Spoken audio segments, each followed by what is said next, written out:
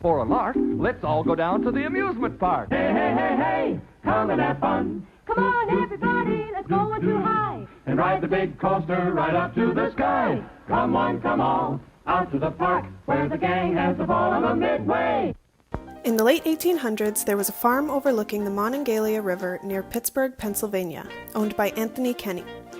The farm was known as Kenny's Grove, thanks to its many beautiful trees and scenery, and was a popular spot for local residents after the American Civil War.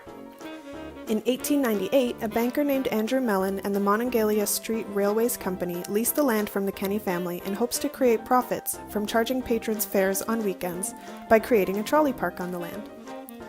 The following year, in 1899, they added a carousel, casino hall, and dance pavilion to attract even more visitors. In 1900, a bandstand was added.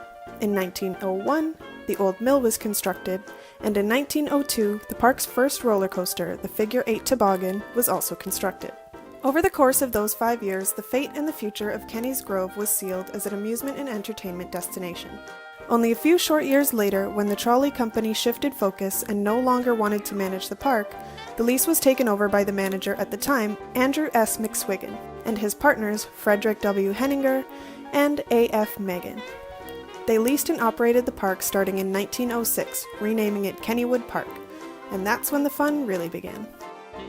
Though Megan didn't remain part of this management group for long, leaving the company and selling his shares to the other two partners in 1908, McSwiggan and Henninger had a vision of progress, technology, and innovation, and the park entered an era of growth. This period of growth was impressive, and helped the park to survive the First World War.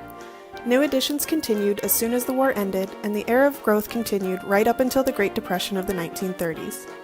It was during this era of growth that 3 classic wooden coasters were built: the Racer, first constructed in 1910, the Jackrabbit, built in 1920, and the Pippin, known today as the Thunderbolt, originally built in 1924. Together, these rides make up the Kennywood Trio.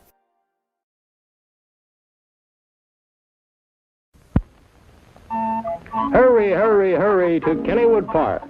Bigger and better than ever this year. More rides, more thrills, more laughs. More fun for the whole family. Hurry, hurry, hurry to Kennywood.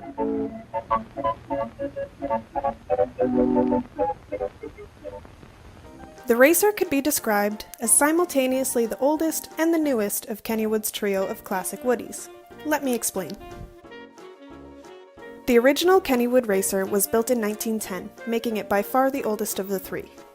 The original design was a side friction roller coaster, similar to the Leap the Dips coaster we looked at in a previous episode. This original version of the Racer was designed and constructed by Frederick Ingersoll and John Miller, and was the largest racing coaster in the world at the time of its opening. The Racer cost roughly $50,000 to construct, and like other side friction coasters, provided a notoriously smooth ride, racing its 2 trains on separate tracks. The trains consisted of 3-seat cars with a capacity of 18 riders total. Unfortunately, this original Racer was torn down in 1926, and the land was used for the new Kiddieland expansion. Kennywood did not intend to go long without its signature racing coaster, however, and in 1927, the new version of the ride was being designed by John Miller and built by Charlie Mock. Miller was chosen to design the ride thanks to the success of his previous work. McSwiggan wanted a new take on the Racer that would be fun for children and adults alike. This new Racer cost a fair bit more to build, $75,000, due to the way Miller designed the ride around the topography, with the highest hill being in a ravine and requiring much more lumber to compensate for the height. This version of the ride was also a Mobius coaster, meaning that though it appears to be 2 separate racing tracks, it's actually one continuous loop of track. This is a very unique type of ride, and the Kennywood Racer is one of only 3 Mobius coasters remaining in the world, and the only one in the United States. The trains on this Mobius track turn away from each other as the riders depart the station, and when they meet again at the lift hill, they have switched sides, and they're on the opposite side that they were in the station, remaining that way for the remainder of the ride. After this reconstruction, the ride was no longer a side friction coaster, with the new trains locking onto the track using an additional set of wheels underneath the track rails. This allowed for more flexibility with the ride design, including banked curves and curves on the dips. Now, there were some changes made to this version of the racer throughout the years, with Andy Vettel removing the final hill on the coaster in 1949, and numerous redesigns of the loading platform, including an Art Deco redesign in 1946, and a modern redesign in the 1960s. The platform was brought back to its original 1927 glory after a restoration in 1990. To this day, the racer still stands with its max drop of 50 feet and max speed of 40 miles per hour, sending riders through its Mobius track and pitting family members and friends against each other in friendly competition, not to mention, famously, allowing them to high-five each other along the way. Hopefully, for many years to come.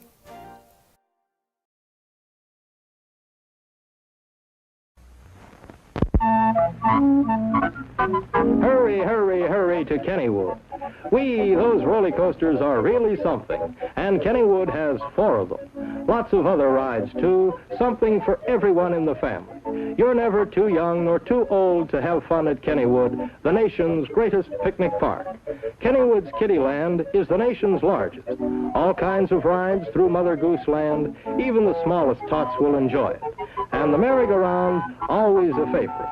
Don't leave anyone at home when you go to Kennywood, where there's always more to do and more to see. No, sir, never a dull moment at Kennywood, the nation's greatest picnic park. It's an unbelievable wonderland of fun, the Tri-State's favorite playground, bigger and better than ever this year. Hurry, hurry, hurry. All aboard, let's go to Kennywood.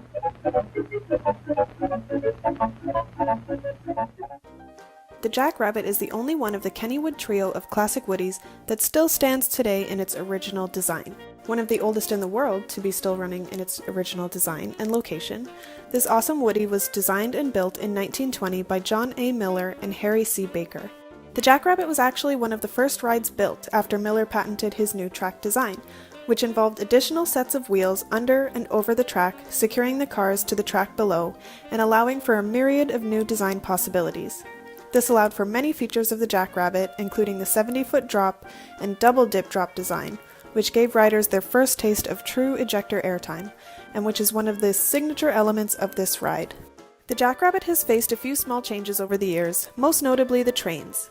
The original trains for the Jackrabbit no longer sit on the ride, and the trains that you see today were manufactured by Edward Vettel Sr. in 1951, consisting of 3 cars with 6 seats each.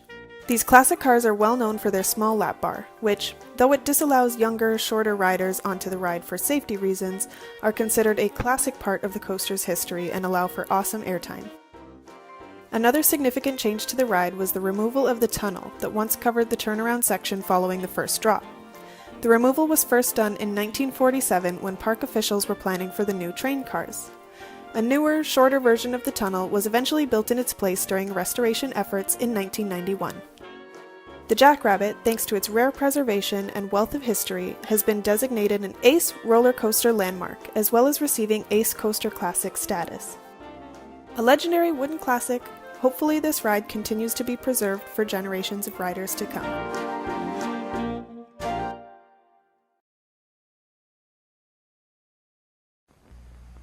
If you like the Pippin, you'll love the Thunderbolt, Kennywood's fast-track coaster.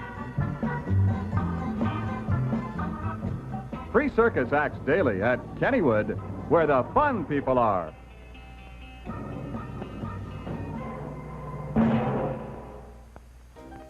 The Kennywood Thunderbolt is the third and final of the Kennywood trio. Built by John A. Miller in 1924, this ride was originally named the Pippin. The original version of this ride, the Pippin, was a terrain-style layout, with its design largely based around the terrain on which it was built, utilizing the natural environment to its benefit. The ride was a fan favorite and went largely unchanged until 1958 when the original open-front trains were replaced by the National Amusement Device Company trains from the Century Flyer. These are the same trains that can be seen on the Thunderbolt today. In 1967, the Pippin faced its largest change yet, undergoing an expansion of the track headed by Andy Vettel and transforming it into the Thunderbolt for the 1968 season. Most of the ride was left intact during this renovation, though the double dip, station turnaround to the first hill, and the original station itself were all removed for the transformation. Instead, new front helix hills and 4 drops down a ravine were added to make the new Thunderbolt design of the ride. Just like the Pippin did, the Thunderbolt follows the surrounding terrain, with a maximum height of 70 feet, but a maximum drop of 90 feet, utilizing the ravine of the ride's terrain. In fact, the lift hill doesn't actually occur out of the station like most coasters. Instead, the riders go straight into their first drop coming out of the station, and the first lift hill takes place about halfway through the ride after the second drop. With a max speed of 55 miles per hour, the Thunderbolt completes its unusual circuit in 101 seconds and is a truly unique design. Now, the Thunderbolt has seen a few changes over the seasons, with one small speed bump hill from the inner helix at the front of the ride being removed in 1969, and the tunnel at the end of the first dip was removed in 1991 to allow for a view of the Steel Phantom when it was constructed. In addition, a small change was made to the ride cars in 1998 for Kennywood's 100th anniversary, with the headlights being restored and the trains being refurbished. Unfortunately, the ride did face some controversy in 1999 when ride operators failed to brake a train approaching the station, while another train was still being loaded. 30 people were injured in the crash, and some small electrical changes were made to the ride following the incident, including a partial removal of the headlights. The Thunderbolt, however, did make a comeback, and the necessary safety changes were put in place. This ride has been celebrated as a classic and a favorite over the years. The coaster was hailed by the New York Times as their #1 roller coaster in 1974, and the ride has also achieved both Ace Coaster Classic and Coaster Landmark status. So, this rounds out the historic Kennywood trio. Kennywood is by far one of America's oldest amusement parks still operating and has some of the most classic and historic attractions in the US and in the world within its walls. Did you know about its rich history?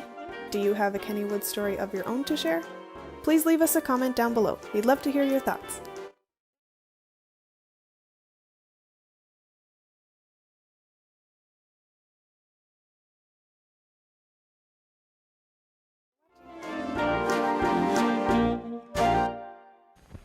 When the gang is low and things are slow, can't think of any place to go, why, man, I tell you, for a lark, let's all go down to the amusement park. Cool. The most.